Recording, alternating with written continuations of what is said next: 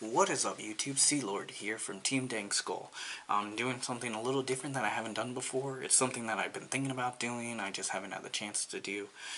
So I'm going to get right into it. This is the first of possibly many Pokemon deck profiles that I'm going to do. So depending on how many likes and comments I get, will determine if I will do my expanded Darkrai deck next. But right now, I'm going to show you guys my standard deck. This is the main deck that I use. I really like this deck. There's a couple of things different than what most people use in the Metagross GX deck. So I want you guys to check out what I've done and leave your comments below, letting me know if you think I've made a mistake or if you think there's another card that'll work great. But let's get right into this because I'm excited to show you guys this. So far in all the games that I've played, it has only lost to one deck, and the deck that I lost to in that time was because I literally only drew up one Beldum both games that we played. I literally drew just one Beldum, and I couldn't get anything else on the board, and that was just bad luck. And I mean bad luck. So, let me get started with this. So, we got the standard 4 Metagross GX. If you don't know what this card does, you might want to look it up, but I'll just summarize it quickly. GX attack lets you search for 5 cards that you want and set up your turn. Ability lets you take energies from discard. So when you're playing against a deck like Gardevoir GX, which this has type advantage too, if you play smart, you will only have energies on your attacking one, and you'll never have to really worry about Gardevoir doing a one-hit knockout on this. Because even if your opponent manages to get 4 Gardevoir out, the most they can do, even if you have 3 on this, is, let's see, 7 times 30 is 210, and with the Choice Band, 240. So it will survive one hit from the Gardevoir, and then on the next one, you will knock out that Gardevoir. So, again, this is really good. You just have to have the right cards in combination with it. Alright, so next, 3 Maytang. Now, the reason why you only run 3 Maytang is because of the fact that you are running rare candies in this deck. Any Stage 2 deck, you want to run rare candy. So you don't really need to run more than 3 Maytang. Honestly, you only really need to get out 3 Metagross GXs in order to do the loop. If you get a 4th one out, it's even better, but you really only need the 3 to do the loop. Next is 4 Beldum, because you need to get these out as quick as possible. Preferably on the bench, but you need to get them out as quick as possible. 2 Tapu Lele, because Tapu Lele rocks. I currently got 2 full arts on order right now that I'm waiting for to switch these 2 out with. So, you know, yeah, I'm about rarity when it comes to certain cards. So, next is 1 Magiurna. Now, Magiurna is nice against the decks that like to put status conditions and everything like that on you, or make it where you can't attack or something like that. So this is really good because then when she's on the bench, every single Pokemon of yours that has a metal energy on it is going to make it where they can't be affected by anything except battle damage from an attack. So this is really nice, and it also can one-hit knock out Gardevoir GX for just, you know, 1 steel and double colorless, which is pretty good. Next we have 1 Espeon EX. This is the Miraculous Shine Espeon EX from Breakpoint. So what's cool about this one is that it has the attack Miraculous Shine, which only costs 1 colorless energy, and you can de-evolve all of your opponent's Pokemon. This is really good when your opponent is playing a Stage 2 deck and they rare candy into something, so you just Miraculous Shine and that Stage 2 goes straight to their hand, and now they have to slowly evolve back up again. But if you do it right, you can just keep sending them back to the opponent's hand.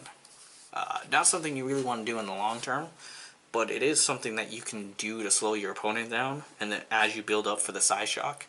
Now with this deck, Psyshock is really easy to build up with because you just use the Metagrosses to just constantly put stuff from the discard onto them. Next, is a 1-1 lineup of Trubbish and Garbodor. Now, I put the 1-1 lineup in here originally as something just to mess around with, and I'm really liking it because a lot of players don't expect to see these two Pokemon in a Metagross deck, so they'll tend to go through their items more. So this right here is just kind of like a late game. You surprise them after they've gone through like 10 items or so, and you're just like, oh, hey, look. And you put that on the bench, and most players don't know what to say at that point, you know. And it's interesting. You don't always need them, just like you don't always need the Espeon, because the Espeon isn't good against decks like the Darkrai deck, but it still has its utility, and unlike some other games, you don't have a side deck, so you have to kind of force cards in to deal with other problems. And I just love doing this because it's really cheeky, and your opponent doesn't expect it. Alright, so the last Pokemon in the deck is an Alolan Vulpix, just mainly for that free beacon attack, because free beacon's just amazing, you know, any two Pokemon, and sometimes you do this to force the end play. I like to force the end play on my opponent sometimes, you know. If I know they have an N, or I think they have an N, I'm going to use the beacon to force it out. Alright, now on to the supporter cards for Professor Sycamore. I know they're not all the same, but I got 3 full arts coming in to go with this full art, so eventually they'll be the same. Again, I know it doesn't matter to some players, but I like having my cards the same rarity and stuff like that, so that'll be fixed for myself, so that it's not nagging me. Next, I do 3 Guzma. It's not as good as Lysander, but we have to deal with this because of the whole rotation and everything like that. If I could have Lysander, I definitely would have Lysander back, but this is still a good substitute, and it really is good in the long run. I think it's more balanced than Lysander, and I think it just makes the game just overall flow a little better than Lysander did. Because you can't always Guzma for the win. You could Lysander for the win, but not Guzma. Anyways, next is 3N. You know, N is N. If you're not running N in a deck right now, you need to find them and put them in. So next is kind of a personal choice. I run 2 Skyla. And the reason why I run Skylas is because of the fact that we have Tapu Lele and everything like that. The Skyla is good because I can use it to search out Rare Candy or Choice Band or something like that when I need it. So I've noticed that a problem with a lot of Metagross decks is that sometimes they don't have a specific item card at a time that they really, really need it. So I like using this to search out those item cards when I really, really need them. Next, 1 Professor Kukui, because it's Kukui, and 1 Bridget. You know, as everybody's doing, Bridget is by far one of the best cards in the game right now. Now on to the item trainer cards. Got 4 Choice Bands,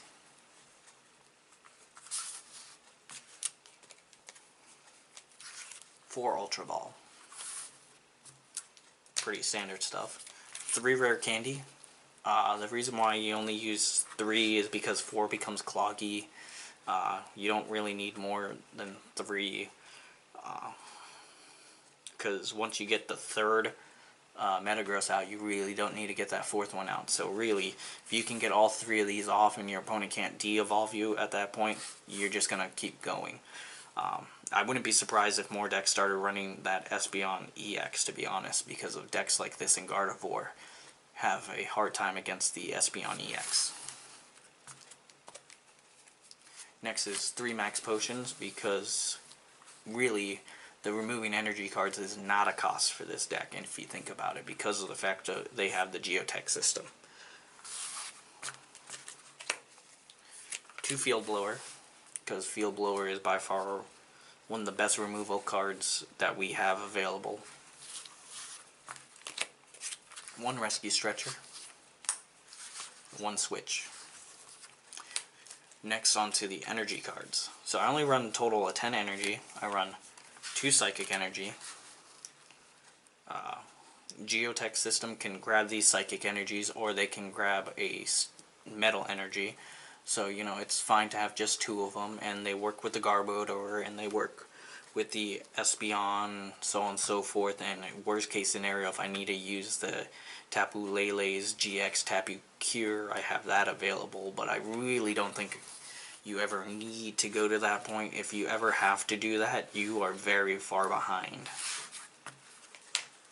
And then the last of my energies is 8 metal energy. And that is all that there is to this deck. So I hope you guys enjoyed this. This is something that I haven't really done before, so I wasn't really sure how to go about it, but I appreciate your guys' patience. For those of you who watched all the way to the end, I thank you. And I hope you like this video and subscribe to this channel. I'm hoping that once I get enough subscribers, I can, you know, start doing things like Patreon and everything like that, and start getting new equipment to do better videos, and then use some of the funds from Patreon in order to open product and to review product. And I'm a full-time college student, so that's one of the reasons why my videos don't come up too quickly. But I'm trying to push them out as quickly as I can, and I really hope you guys enjoyed them. So this is Sea Lord from Team Dank Skull.